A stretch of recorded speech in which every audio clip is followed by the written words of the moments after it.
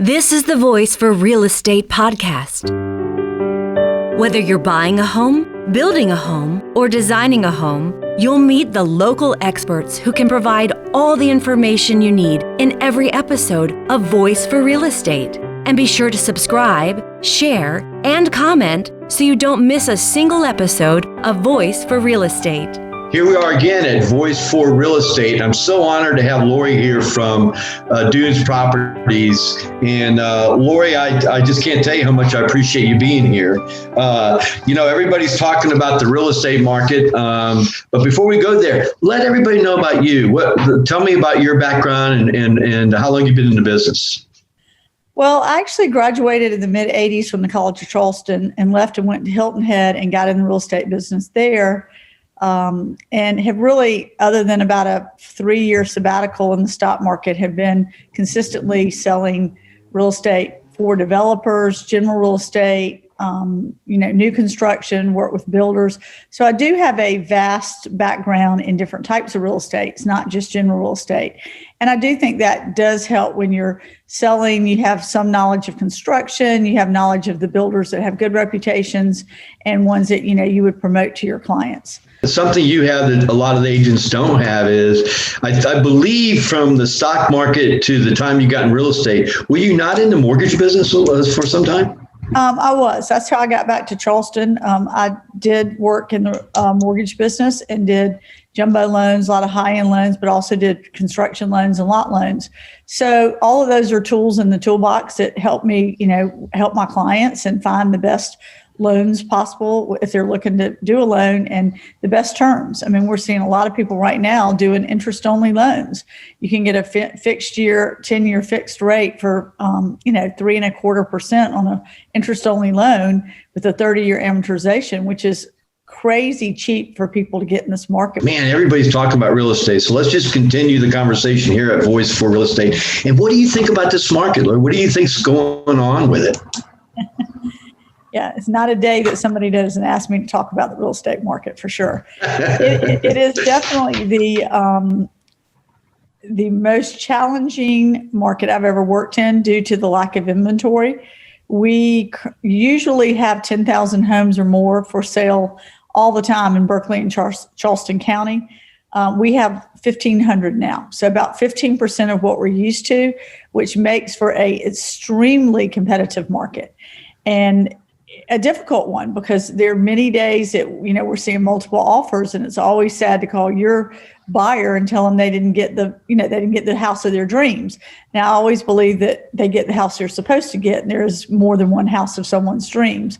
But, we're seeing where experience does matter in agents, knowing how to position the strongest offer that you can position, doing things like escalation clauses where you're willing to go higher than the highest offer up to a certain percentage, which positions your clients very well to get the house they want. Do you typically put an escalation clause in your contracts, Laurie? If I know that there are going to be multiple offers, yes. And it depends on the price that you would go anywhere from 1% to 5% of an escalation up to a certain amount. So we are seeing that, and it is effective if your clients have the stomach for it and they really want the house. Let's talk to the buyers and the sellers that are listening to us now. What does this market mean to the buyer? What does that buyer have to do right now to be successful? You have to be ready to make a quick and effective decision. You have to be strong with your offer. You have to have your financing in place. If you're going to get a mortgage, you have to be willing sometimes to make up some money if the house doesn't appraise. Some multiple offers are getting into no appraisal contingencies, no financing contingencies. So the stronger you can make your offer, the better. Listen to the listing agent. If your buyer's agent is listening to the listing agent, they will give you hints of what matters to the sellers. And if it's something as easy as changing the closing date or letting them rent back or do something, I would encourage you strongly to incorporate what the seller is looking for just to elevate your offer to the top, to the top of the list. And no due diligence. If you're putting due diligence in, you're probably you're going to be in a different stack than the people who are doing repair addendums.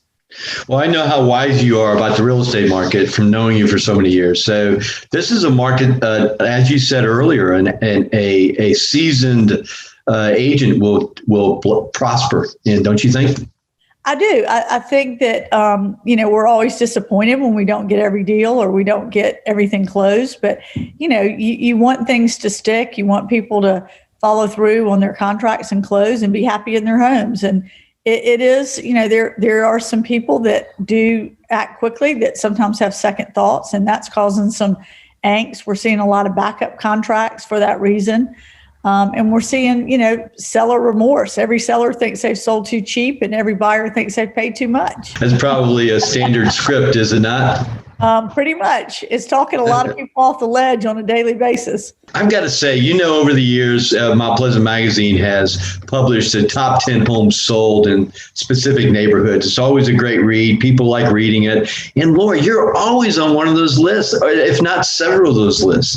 Tell me what you're doing right to get on those top 10 lists. Now, these are the most expensive homes sold. For instance, Ion. You're always on that list. How do you make that happen? What do you do? From starting in the beginning when we were developing lots to building homes, I've watched the appreciation in Ion, and I think it's been a very consistent. Even after 9/11, it was a 3-month blip. Even after the stock market corrections, it's a steady, appreciation in here. And somebody's got to push the envelope. If everybody's content with the status quo, prices are never going to go up. And recently, we broke the $3 million mark in Ion. We've got 2 houses under contract in here for $3 million. That's never happened before. Did you do that? Did you break that barrier? I did not. I did not. I've got a new listing coming that will break that barrier when it sells. And I recently sold a house off the water for probably a record, which was in the high 2s. Let's talk about the lifestyle, because you really like that neighborhood and you live there. But what is it about the lifestyle that's so compelling? Well, I think the first thing is location, location, location. It certainly has appreciated the way it has because it's so close to downtown. It's foot of the bridge. It's easy to get everywhere, and people love the location. The second thing is the people. I mean, COVID, I've met so many nice new people that have moved here in COVID and love living in Ion because we have all this outdoor space. We have a 2-mile marsh walk. We have lakes. We have walking trails, all of this stuff going on. And people can be outside. And people generally are very friendly and looking to make friends. There's 762 homes in here. And, we have a standard turnover about 10% per year, which is the national average. So everybody's sort of new. There's always people new to the neighborhood. And that makes it easier to make friends and just really enjoy your neighbors. So the national average is about 10% of homes in each neighborhood. Right. Of course, that'll vary by neighborhood, but on a national basis, that's about the average. That's correct. You're a pet-friendly agent. Well, Lucy just walked in and they barked at Lucy. So yeah, that is pretty standard for national average.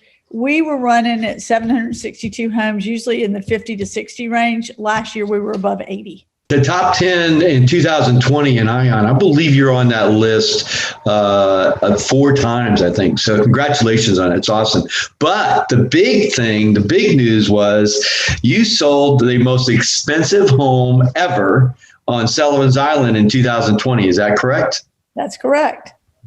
And what did that go for? And tell us a little bit about the house. That closed at $8.2 million. It was just under 5,200 square feet.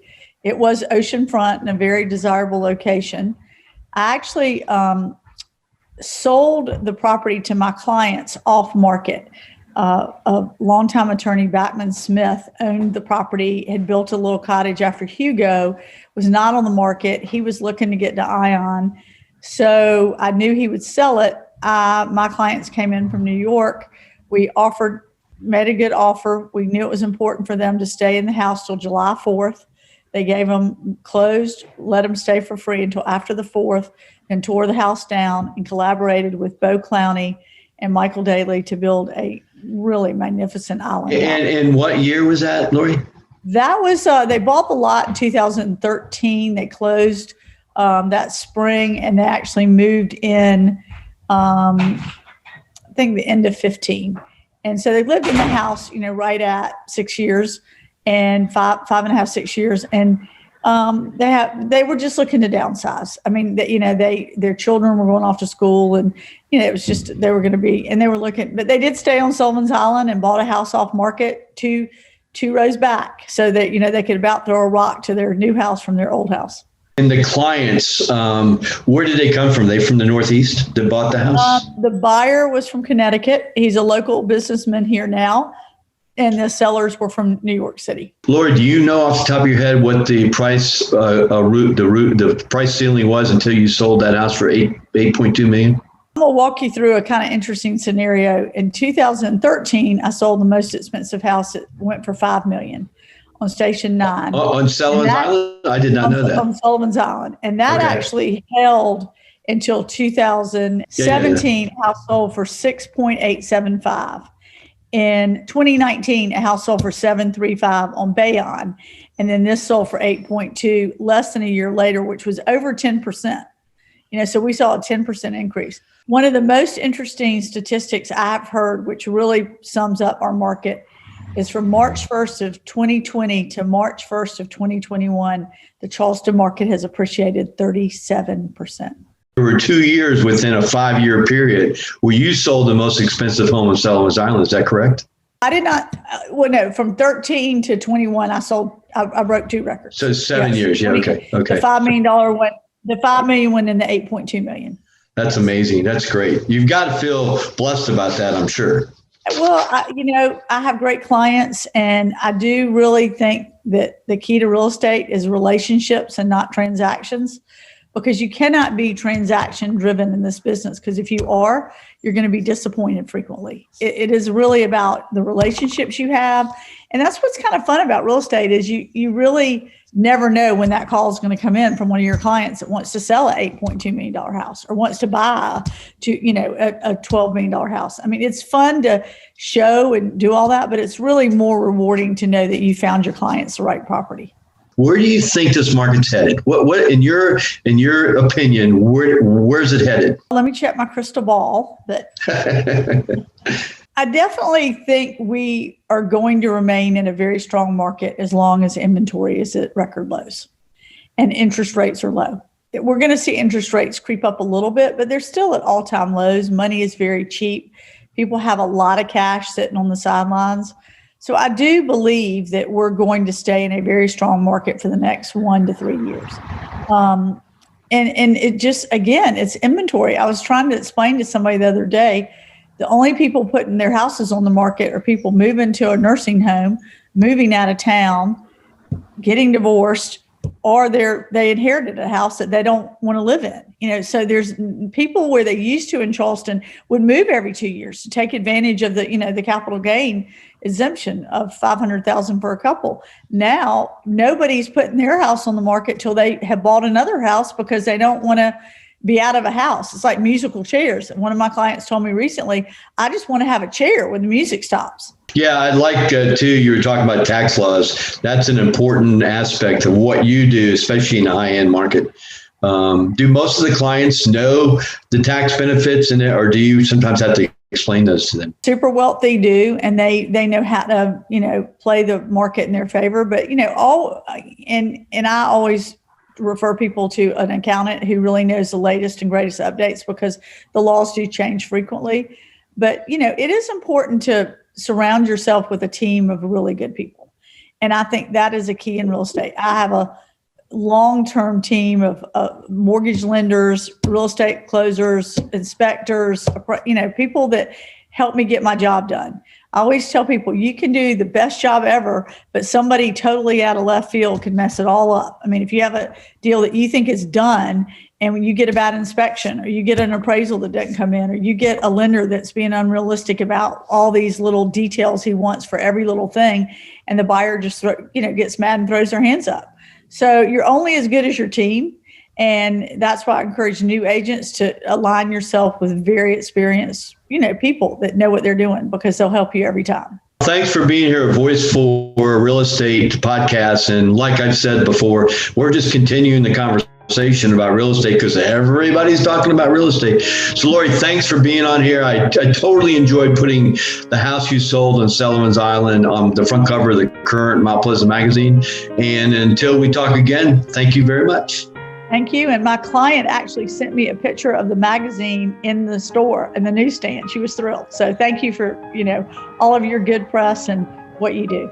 Thanks for watching Voice for Real Estate, where you meet local experts who provide timely information in every episode. Be sure to subscribe, share, and comment. Find Voice for Real Estate online at voiceforrealestate.com.